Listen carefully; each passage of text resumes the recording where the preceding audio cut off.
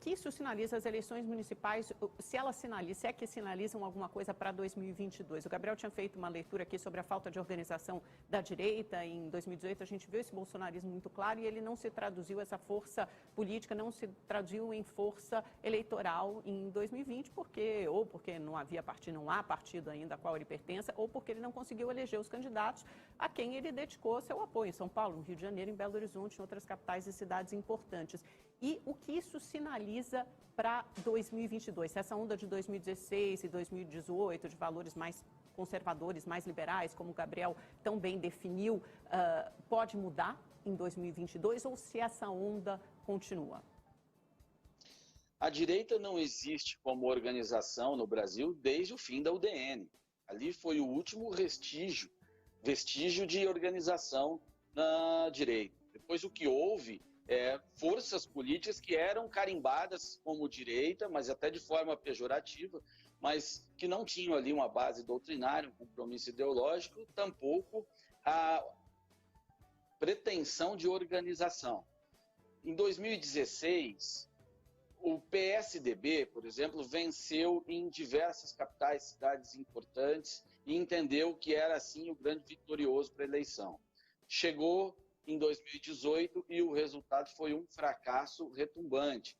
Porque para o PSDB, para esse campo que o PSDB trabalha, as estruturas de prefeitura não fazem tanta diferença quanto fazem para o Partido dos Trabalhadores, conforme eu falei aqui na minha primeira intervenção. E tampouco significa que o eleitorado vai tender a essas forças, porque exatamente elas não têm um valor determinado. São muito mais situações locais, pontuais, votação por exclusão.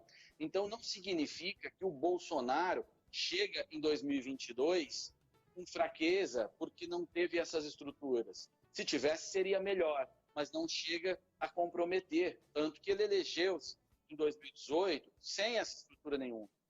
Bolsonaro disputou pelo PSL simplesmente porque a lei no Brasil determina que você tem que estar afiliado a um partido. Se houvesse candidatura independente, certamente ele teria feito isso. Mas ali ele estava ancorado num fenômeno social que gerou toda uma efervescência na sociedade brasileira, com engajamento espontâneo, e ele conseguiu vencer as eleições. O recado nessas eleições para o não sucesso de candidatos que se declaravam bolsonaristas não é necessariamente um fracasso ou enfraquecimento do Bolsonaro, mas sim um enfraquecimento do bolsonarismo, aquele movimento que fazia com que as pessoas que colassem no Bolsonaro significassem alguma coisa ali já. Agora não, isso não é mais suficiente. Bolsonaro, sim, ainda é muito forte, as pesquisas mostram que ele tem bastante popularidade, mas mimetizar o Bolsonaro não funciona mais. Acho que a grande mensagem dessa eleição foi exatamente isso. Fora a mensagem àquelas pessoas que traíram o presidente, como Joyce Hasselmann, que teve uma votação aqui em São Paulo na corrida pela prefeitura muito aquém daquela que ela teve quando foi candidata a deputada federal colada no presidente Bolsonaro. Bom dia, deputado. Muito se falou aqui, desde o começo do programa, sobre a direita, o papel da direita, mas eu queria fazer uma pergunta sobre o papel da esquerda nessas eleições.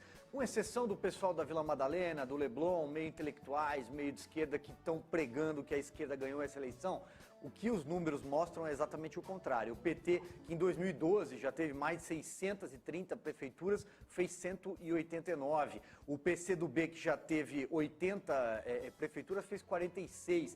E o PSOL, que todo mundo, nossa, o PSOL ganhou a eleição, o PSOL fez 4 prefeituras. Mas 100% de aumento, né? Tinha 2. Tinha 2. Pois é.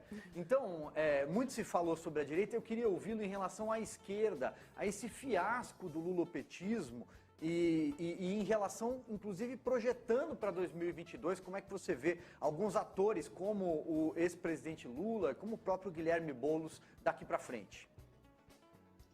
Bom dia, Silvio, bom dia a todos que estão aí, bom dia aos nossos telespectadores, é um prazer falar com vocês. Essa situação da esquerda, ela é um tanto dicotômica, né? Se analisarmos os números, como você citou, Silvio, a vitória deles não ocorreu, eles perderam prefeituras e isso é uma derrota significante para eles, porque as prefeituras, sobretudo nos municípios pequenos, elas têm uma função muito forte nas campanhas eleitorais, porque muitas pessoas dependem delas. Elas são normalmente as maiores empregadoras dos pequenos municípios. E a esquerda tem programas, tem formas de atuar que marcam as gestões. Então, elas, quando estão nas prefeituras, quando têm as prefeituras, o peso para a esquerda é muito maior do que quando essas prefeituras estão nas mãos do PMDB ou do PSDB para uma eleição majoritária. Mas a tão decantada e vitória da esquerda, que muitos setores colocam, eu entendo que é mais uma sensação de vitória, porque eles acabaram encontrando novas referências eleitorais. E eles não estão fazendo esse cálculo sobre prefeituras ou número de vereadores. Por exemplo, a ascensão do Guilherme Boulos como uma referência da esquerda. O Guilherme Boulos, mesmo estando no PSOL, é uma franja do Partido dos Trabalhadores. O PSOL nasceu como uma costela do Partido dos Trabalhadores, foi usado por muito tempo para falar com o eleitorado mais jovem, trabalhar no campo cultural, mas diante da falência, do fracasso do Luiz Inácio Lula da Silva e das lideranças da geração do Lula, puxaram cadeia, tiveram condenações, ficou muito complicado, inclusive para a militância de esquerda, ter o empoderamento moral para defender essa gente. O Guilherme Boulos preenche esse espaço e cria na esquerda uma nova expectativa de poder. E isso certamente lhes dá uma sensação de vitória, pois encontraram um norte. Deputado, a gente recebeu o ministro Fábio Faria, das Comunicações, que não deixa de ser um articulador político também do governo Bolsonaro na Câmara, e ele falava que o Rodrigo Maia, atual presidente da Câmara, que não será, a gente espera que a Constituição seja respeitada, não será candidato mais, ele se aproxima muito dos partidos de esquerda, né? Então tem esse DEM jogando para esse lado. Como é que o senhor tem acompanhado essas negociações, a formação de um bloco, né, de uma base sólida do presidente da Câmara, na Câmara e no Senado, no Congresso de um modo geral? Como é que andam essas conversas? Nós tivemos fatores aí que alteraram muito o jogo, a formação de novos grupos, que é essa situação de pandemia, com a Câmara trabalhando online, não se reunindo mais. Isso faz com que você construir relações e formar grupos políticos dentro da Câmara fique com muita dificuldade, né? Então congelou um pouco o jogo como ele estava antes. A aventada possibilidade de uma emenda constitucional para permitir uma reeleição na Câmara é um absurdo, é uma irresponsabilidade e sinto que esta aventura perdeu força. O dia que isso acontecer no Brasil, com eleição ilimitada no Poder Legislativo, para a presidência do Poder Legislativo, o que resta de esperança no Brasil, em mim, acaba ali. Porque fica muito difícil mudar as coisas com uma pessoa utilizando o poder para se reeleger, para manter o seu grupo político sob rédea e defender os seus interesses. Isso é nocivo e ninguém com mínimo de responsabilidade política pode sequer cogitar uma possibilidade dessa. E eu noto que isso perdeu força, felizmente, e para o bem do Brasil. Agora, os grupos que vão ali disputar com condição de vencer essa eleição, certamente são grupos tradicionais, exatamente pelo congelamento do movimento político dentro do Poder Legislativo, que eu acabei de citar. Então você tem, com proximidade inclusive ao Palácio do Planalto, né, grupos do Centrão, como o candidato Arthur Lira, ligado do PP, ou o próprio Marcos Pereira, do Republicanos, e o Rodrigo Maia tentando exercer influência, ele que conversa, sim, com os partidos de esquerda, sobretudo com Orlando Silva, é alguém que ele tem uma relação de muita confiança e que acaba sendo um interlocutor dele com muita importância na esquerda para exercer influência e ter algum mando neste jogo. Ocorre que o Rodrigo, por mais que seja o presidente, tenha ali um amplo apoio de partidos, o que o levou à eleição, a iminência do fim do poder, ela também enfraquece.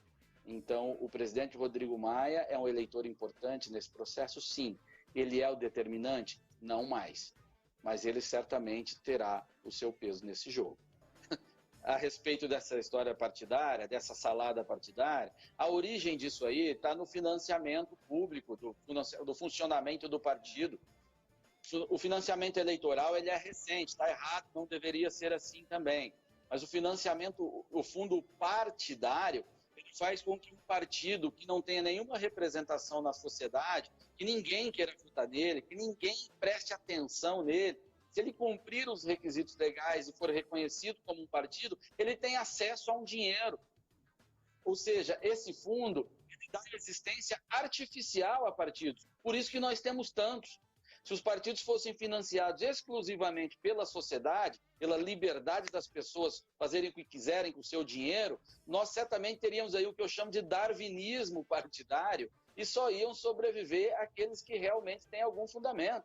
Esse é o caminho. Eu sou autor de PEC nesse sentido e a gente vai ter que discutir isso em breve. Essa realidade não pode continuar.